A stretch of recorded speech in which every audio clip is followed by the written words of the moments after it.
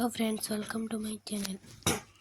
आज क्लास 7 कलामणिकर first chapter पढ़ा एवं क्वेश्चन आंसर डिस्कशन करवा।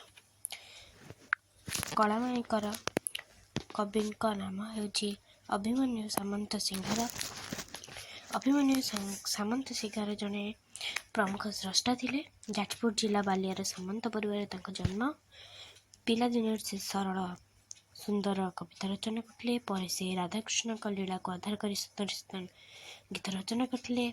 କଳାମଣିକରେ ବିଦଗ୍ଧ ଚିନ୍ତାମଣିର 67 କାବ୍ୟରୁ ଛାନ୍ଦରୁ ଅଣାଯାଇଅଛି ଏବଂ ଏଠାରେ ମାତା ଯଶୋଦାଙ୍କର ବାତ୍ସଲ୍ୟ ମମତା ବର୍ଣ୍ଣନା କରାଯାଇଛି। ଚାଲ ପଢ଼ିବା। ଏଠାରେ ଯେଉଁ ମାତା ଏଠି ଲେଖାଯାଇଛି, ଯେଉଁ କଳାମଣିକରେ ମାତା କାହାକୁ କୁହାଯାଇଛି ନା ମାତା ଯଶୋଦାଙ୍କୁ କୁହାଯାଇଛି। ଓକେ, ମାତା କାହାକୁ କୁହାଯାଇଛି? ମାତା ଯଶୋଦାଙ୍କୁ କୁହାଯାଇଛି। ଓକେ,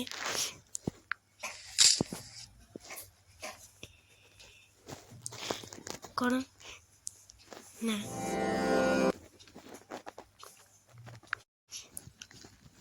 ତ ଚାଲ ବିଷୟଟାକୁ ପଢ଼ିବା। ଧୀରେ ଘେନ କାନନରେ କୃଷ୍ଣ ବିଳମ୍ବିତ ବାତ୍ସଲ୍ୟ ମମତା ଘେନି ଭାଳୁଛନ୍ତି ମାତା। ଧୀରେ ମାନେ ହେଉଛି ପଣ୍ଡିତମାନେ। ପଣ୍ଡିତମାନେ କ'ଣ କରନ୍ତି ନା କାନନ ପଣ୍ଡିତମାନେ ଧୀରେ ମାନେ ହେଉଛି ପଣ୍ଡିତମାନେ। କୃଷ୍ଣ କ'ଣ କରିଛନ୍ତି ନା ବିଳମ୍ବ ହୋଇଯାଇଛନ୍ତି। ବାତ୍ସଲ୍ୟ ମମତା ଘେନି ଭାଳୁଛନ୍ତି ମାତା। ମାତା ଯଶୋଦାଙ୍କର ବାତ୍ସଲ୍ୟ ମମତା କ'ଣ କରୁଛି ନା ତାଙ୍କୁ ଭାଳୁଛି। ତାପରେ କ'ଣ, ନିଧନ ସକାଳେ ମୋର ଦରିଦ୍ର ପସରା ଅନ୍ଧ ଲଉଡ଼ି ବାବୁରେ ହୃଦରତ୍ନ ହାରା। ନିଧନ ସକାଳେ ଧନ ହଲ ସଙ୍ଖାଳି, ଏଗୁଡ଼ି ମାତା ଯଶୋଦା ତାଙ୍କୁ ସମ୍ବୋଧନ କରିଛନ୍ତି। ମୋ ଜୀବନ ତୋହି ନୟନ ପ୍ରତିମା, ତତେ କି ପାଶରି ହେବ ମୋର ଶିଖ ସୀମା। ମୋ ଜୀବନ ତୋହି ନୟନ ପ୍ରତିମା, ତତେ କି ପାଶରି ପାରିବି ମୋର ଶିଖ ସୀମା। ଡରୁଥାଉ ଅନ୍ଧାରକୁ ରଖିଯାଉ ଘରୁ, ଜନକ ଜନନୀ ସୁଖ କାହିଁ ପାଇଁ ସାରୁ। ଅନ୍ଧାରକୁ କ'ଣ ତୁ ଡରୁଥାଉ, ଆମ ଜନକ ଜନନୀ ମାନଙ୍କର ସୁଖଟା କାହିଁକି ସାରୁଛୁ। ତାପରେ ବୃଦ୍ଧ କାଳ ତୁମ ହର ଏକଇ ନନ୍ଦନ, ହୃଦ ତାପ ବିନାଶନେ ତୁ ହରି ଚନ୍ଦନ। ବୁଝିପାରୁଥିବ ତୁମମାନେ, ବୃଦ୍ଧ କାଳରେ ତୁମର ଏକଇ ନନ୍ଦନ ଅର୍ଥାତ୍ ପୁତ୍ର। ତାପରେ କଟିକା ଅଧମସ୍ୱର, ଏଇ ଯେଉଁ ଖାଦ୍ୟ ଗୁଡ଼ିକ ତାଙ୍କୁ ରୁଚୁନଥାଏ, ଲାଞ୍ଚ ମାଗୁଥାନ୍ତି କ'ଣ ଲହୁଣୀ। ତଳି ମୁଁ ଧଇଲେ ଗଳି ହୋଇଯାଉ ତୁହି, ତୋ ଦୁର୍ବଳ ଦେଖି କାହିଁ ବସିବଇ ମୁହିଁ। ଡାକିନି ଲୋଭନ୍ତି ବୋଲି ଡରୁଥାଉ ମନେ, ବାର ବାରୁଥାଏ ଯିବାପନି ବନେ। ନିଶାଚର ମାତିବାର ଶୁଭୁଛି ଶ୍ରୁତି କି, ମୁଁ ଡଙ୍କୁଣି ଛାଡ଼ିଦେଲି ବନକୁ କାହିଁକି। ଝାଳ ବହୁଥିବା ଅଙ୍ଗୁ ଲଗି ଝାଞ୍ଜି ଖରା, ଶ୍ରମ ପାଇଁ ତଳୁ ବସିଥିବୁ ପରା। ନେଲୁ ନାହିଁ କାହିଁ ତୋକଠାଉ ଛତା, ବନେ କଣ୍ଟା ଲାଗି ହୋଏ ମୃଦୁପଦ ଚିନ୍ତା। କାନ ଡେରି ଥାଏ ଏକା ତୋ ବେଣୁ ଗୀତକୁ, ଆଜି କେମ୍ପା ଶୁଭ ନାହିଁ ଭାବୁଛି ମନକୁ। ତ ଏଗୁଡ଼ା ବହୁତ ସହଜ ଶବ୍ଦାର୍ଥ, ତ ନିଜେ ବୁଝିପାରିବ। ତ ଚାଲ ଆମେ ଏବେ କ୍ୱେଶ୍ଚନ୍ ଆନ୍ସର୍ ଡିସ୍କସନ୍ କରିବା। ଓକେ ପିଲାମାନେ, ଫାର୍ଷ୍ଟ କ୍ୱେଶ୍ଚନ୍ ଉତ୍ତର କୁହ। ମାତା ଯଶୋଦା କାହିଁକି ଚିନ୍ତିତ ହୋଇପଡ଼ିଛନ୍ତି? କୃଷ୍ଣ କାନନରୁ ଫେରିବାରେ ବିଳମ୍ବ କରିବାରୁ ମାତା ଯଶୋଦା ଚିନ୍ତିତ ହୋଇପଡ଼ିଛନ୍ତି। ଶ୍ରୀକୃଷ୍ଣଙ୍କୁ କେଉଁ ଖାଦ୍ୟ ରୁଚୁନଥିଲା? କଟିକା ଅଧମସ୍ୱର ଆଜି ଖାଦ୍ୟ ରୁଚୁନଥିଲା। ଯଶୋଦା ନିଜକୁ ଡଙ୍କୁଣୀ ବୋଲି କାହିଁକି କହିଛନ୍ତି? ଯଶୋଦା କୃଷ୍ଣଙ୍କୁ ଗୋରୁପୁର ସହିତ ବଣକୁ ପଠାଇଥିବାରୁ ନିଜକୁ ଧିକ୍କାର କରି ଡଙ୍କୁଣୀ ବୋଲି କହିଛନ୍ତି। ଓକେ, ତାପରେ ଶ୍ରୀକୃଷ୍ଣଙ୍କ ପାଦରେ କଣ୍ଟା ଫୁଟିଯିବାର ଆଶଙ୍କା କାହିଁକି ସୃଷ୍ଟି ହୋଇଛି ମାଙ୍କ ମନରେ? ଶ୍ରୀକୃଷ୍ଣ ବଣକୁ ଯିବା ବେଳେ ସାଥିରେ କଠାଉ ନେଇନଥିବାରୁ ତାଙ୍କ ପାଦରେ କଣ୍ଟା ଫୁଟିଯିବାର ଆଶଙ୍କା ମା ଯଶୋଦାଙ୍କ ମନରେ ସୃଷ୍ଟି ହୋଇଛି। 2 ନମ୍ବର 2 ବା 3ଟି ବାକ୍ୟରୁ ଉତ୍ତର ଦିଅ। ଶ୍ରୀକୃଷ୍ଣଙ୍କୁ କଳାମଣିକର କହିବାର ତାତ୍ପର୍ଯ୍ୟ କ'ଣ? ମାଣିକ ହେଉଛି ବହୁ ମୂଲ୍ୟବାନ ରତ୍ନ, ଏହା ଅତି ସୁନ୍ଦର ଦେଖାଯାଏ।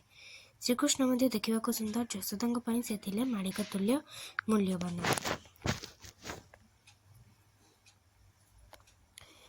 ସାଧାରଣତଃ ମାଣିକର ରଙ୍ଗ ଲାଲ, ମାତ୍ର ଶ୍ରୀକୃଷ୍ଣଙ୍କର ରଙ୍ଗ କଳା ହୋଇଥିବାରୁ ତାଙ୍କୁ କଳାମଣିକ କହିବା ତାତ୍ପର୍ଯ୍ୟପୂର୍ଣ୍ଣ। ପୁଅର କେଉଁ ସବୁ କାର୍ଯ୍ୟ ମନେ ପକାଇ ମା ଭାଳି ହେଉଛନ୍ତି? ଶ୍ରୀକୃଷ୍ଣଙ୍କର ଅନ୍ଧାରକୁ ଭୟ କରିବା, ଗୋଟିକା ଅଧମ୍ୟ ସ୍ୱର ନରୁଚିବା, ନାଚି ନାଚି ମାତାଙ୍କୁ ଲହୁଣୀ ମାଗିବା, ତୋଳି ଧରିଲେ ଯଶୋଦାଙ୍କ ଦେହରେ ଗୋଳି ହୋଇଯିବା ଆଦି ଶିଶୁ ସୁଲଭ କାର୍ଯ୍ୟ ମନେ ପକାଇ ମା ଭାଳି ହେଉଛନ୍ତି। ତାପରେ ମାଙ୍କର ହୃଦୟ ତାପ ବିନାଶନେ କରିବାରେ ଶ୍ରୀକୃଷ୍ଣ ହରିଚନ୍ଦନ ପରି ଥିଲେ ବୋଲି କହିବାର କାରଣ କ'ଣ? ଚନ୍ଦନ ହେଉଛି ଶୀତଳ କାରକ। ଗ୍ରୀଷ୍ମ ଋତୁରେ ତାତିର ଉପଶମ ପାଇ ଭଗବାନଙ୍କୁ ଚନ୍ଦନ ଚର୍ଚ୍ଚିତ କରି ଶୀତଳତା ପ୍ରଦାନ କରାଯାଏ। ଯଶୋଦାଙ୍କ ହୃଦୟରୁ ଦୁଃଖ ରୂପକ ତାତିର ଉପଶମ ନିମନ୍ତେ ଶ୍ରୀକୃଷ୍ଣ ଥିଲେ ହରିଚନ୍ଦନ ପରି କହିବା ଯଥାର୍ଥ। ଶ୍ରୀକୃଷ୍ଣ କିପରି ଯଶୋଦାଙ୍କ ସୁଖର କାରଣ ଥିଲେ? ବୁଦ୍ଧ କାଳରେ ଶ୍ରୀକୃଷ୍ଣ ଯଶୋଦାଙ୍କର ଏକମାତ୍ର ସନ୍ତାନ ଥିଲେ।